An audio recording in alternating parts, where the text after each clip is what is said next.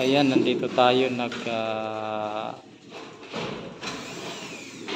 apply ng concrete sealer sa stock room.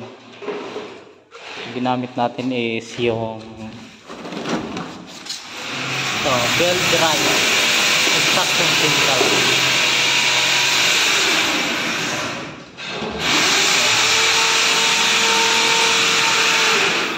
Nag-apply kami ng concrete sealer dito sa stock room.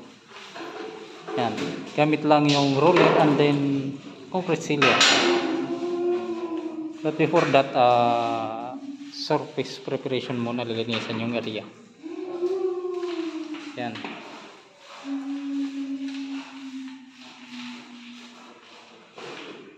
Ayan.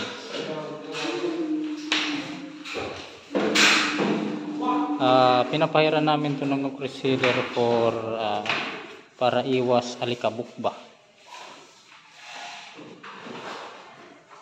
at saka pampakintab sa flooring. So ayun,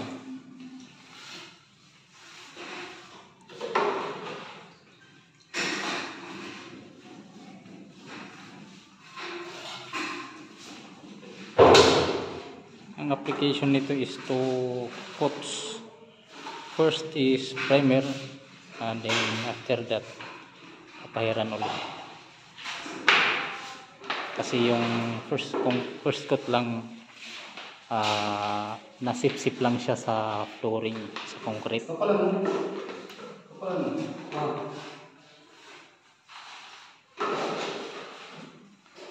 Ayan. Yan mga